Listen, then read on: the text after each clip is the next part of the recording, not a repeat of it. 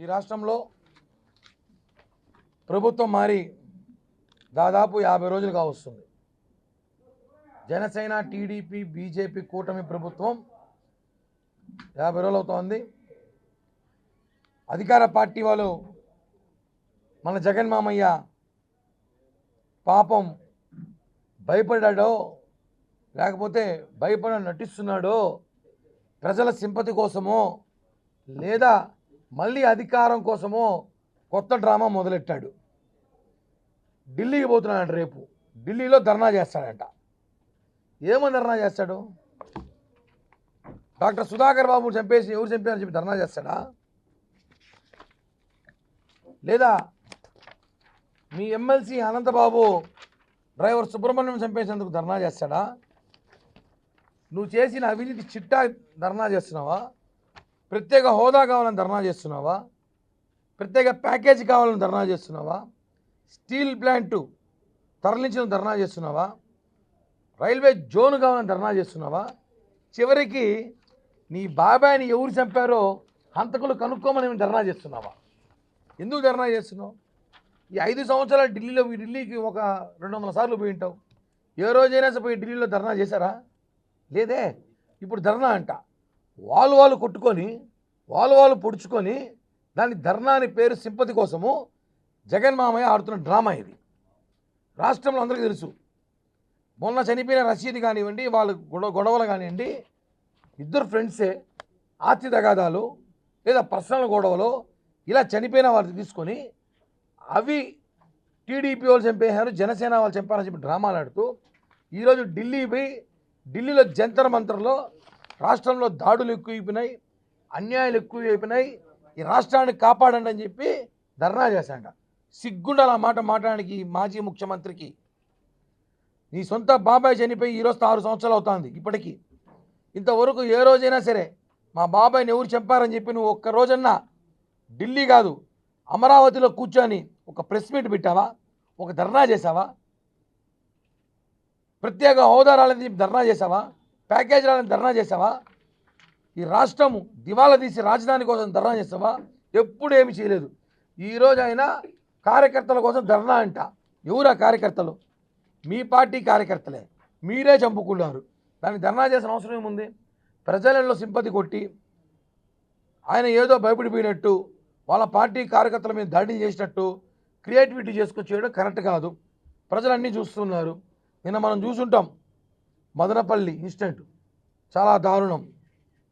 మదనపల్లిలో ఏదైతే వేల కోట్ల స్కామ్ అన్నమయ్య జిల్లాలో రాష్ట్ర వ్యాప్తంగా జరిగిన స్కాములు ఉన్నాయి. అన్నమయ్య జిల్లాలో నిన్న మదనపల్లిలో జరిగిన దారుణం. ఒక సబ్ కలెక్టరేట్లో ఒక రూమ్ కాలిపోయింది, అగ్గిపొలాలు దొరికాయని చెప్పి డీజీపీ గారు చెప్పారు. ఎంత దారుణం! మొత్తం ఫైల్స్ తగలబెట్టేశారు. లక్షల కోట్లు వేల కోట్లు స్కామ్ జరిగింది, అవన్నీ బయటకు వస్తాయని చెప్పి ఫైళ్ళు తగలబెట్టారు. ఇవన్నీ కూడా మేము అధికారంలో ఉన్నాం కదా, అన్నీ బయట తీస్తాం. మదనపల్లిలో పరిస్థితి ఎలా ఉందంటే, ఒక వ్యక్తి చెప్తున్నాడు నాతో, అందరూ మామూలుగా ఉదయం 9 నుంచి రాత్రి 4 దాకా పనిచేస్తారు అన్ని కార్యాలయాల్లో. మదనపల్లిలో సబ్ కలెక్టర్లు మాత్రము ఈ కొద్ది రోజులుగా సాయంత్రం 4 నుంచి మరుసటి రోజు ఉదయం 9 దాకా పనిచేశారట. అంటే రాత్రంతా పనిచేస్తున్నారు. ఏం పని చేస్తారంటే ఇవే, ఈ ఫైళ్ళు కాల్చడానికో ఈ ఫైళ్ళు తారుమారు చేయడానికో పనిచేశారు. ఇవన్నీ కూడా ప్రజలు గమనించాలి.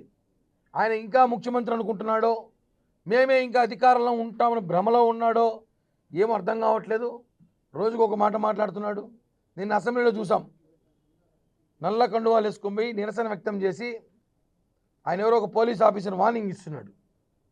మళ్ళీ మేము వస్తామంటే ఏంది వచ్చేది? నువ్వు 15-20 ఏళ్ళు కనపడవు రాష్ట్రంలో ఎడా. ఆ విధంగా దెబ్బేసినాం మేము మిమ్మల్ని. 15-20 సంవత్సరాలు కనపడు జగన్మోహన్ రెడ్డి వ్యక్తి. వాస్తవం ఇది. మళ్ళీ మేము వస్తాము. ఎవరికి చెప్తున్నారు ఇవన్నీ? ఈయన వస్తే ఆ మధుసూదన్ రావు ఎవరు ఆఫీసర్ని, నేను వస్తే నీ కథ చూస్తామంట. నువ్వు వస్తే చూడడానికి, నీ కథ చూడడానికి రెడీగా ఉన్నారు రాష్ట్రంలో ప్రజలందరూ.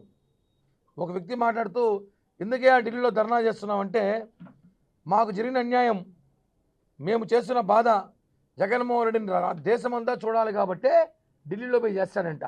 వద్దు, ఒక పని చేయండి రా బాబు, అమెరికా పోండి, ప్రపంచం అంతా చూస్తుంది. ఎట్టో అమెరికా ఎలక్షన్ జరుగుతూ ఉంది, ఎట్టో ఏడు మీ పార్టీకి దిక్కులేదు, అయిపోయింది. అమెరికాలో పోటీ చేసే అవకాశం ఉంటే పోండి, ఆడెట్టో వాళ్ళు కొట్టుకుంటారు. జగన్ మామ ఆడికైనా పోతే పోటీ చేయొచ్చు. ఆడిపోయి ధర్నా చేస్తే అమెరికాలో ప్రపంచం అంతా చూస్తుంది నీ జరిగిన అన్యాయం.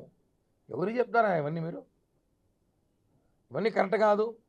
జగన్ ఢిల్లీ టూర్ ఒక డ్రామా. ఆయన కేవలం కూటమి ప్రభుత్వం పైన బురద చల్లడానికి వెళుతున్నాడు తప్ప ఆయన పార్టీ కార్యకర్తల కోసమో పార్టీ నాయకుల కోసం ఢిల్లీ పోవట్లేదు. ఈ విషయాన్ని గమనించాల్సిందిగా ఈ ప్రెస్ మీట్ ద్వారా ప్రజలకు తెలియజేస్తున్నాం. ప్రాణహాని ఉందని చెప్పి కొన్ని ఇంటెలిజెన్స్ రిపోర్ట్ల ద్వారా తెప్పించుకున్నారు. మావోయిస్ట్ ద్వారానో లేకపోతే వేరే అధికార పార్టీ కేంద్ర నిఘాలో తెప్పించుకున్నారు. దాని మీద చర్చ జరుగుతుంది. ఖచ్చితంగా పవన్ కళ్యాణ్ గారికి అయితే బ్లాక్ కమాండో సెక్యూరిటీ ఇచ్చే అవకాశాలు ఉన్నాయి. ఎందుకంటే పవన్ కళ్యాణ్ గారు అయితే మొన్నటిదాకా నాకేం అవసరం లేదు, నా జన సైనికులు ఉండాలన్నారు. కానీ ఈ రాష్ట్రానికి ఆయన చాలా అవసరం. భవిష్యత్తులో కూడా మా అందరికి కూడా నాయకుడు, మా అందరి నాయకుడు అయినా కాబట్టి ఆయన కాపాడుకోవాల్సిన బాధ్యత రాష్ట్ర ప్రజల మీద ఉంది. కాబట్టి మేమందరం కూడా కేంద్రం లేఖ రాస్తున్నాం. పవన్ కళ్యాణ్ గారికి భద్రత పెంచమంటున్నాము. భద్రత పెంచండి, నిఘా కూడా పెంచండి పవన్ కళ్యాణ్ గారి మీద. ఎందుకంటే ఇప్పుడు ఏది కూడా వచ్చిన ఒక ఇన్ఫర్మేషన్ని లైట్ తీసుకోకూడదు.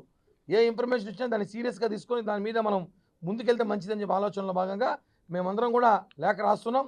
అందరం కూడా మాట్లాడాం. ఖచ్చితంగా ఎక్కడ కూడా పవన్ కళ్యాణ్ గారికి ఎటువంటి ఇబ్బంది జరగకుండా చూసుకోవాల్సిన బాధ్యత కేంద్రం రాష్ట్ర ప్రభుత్వం మీద అయితే ఉందండి.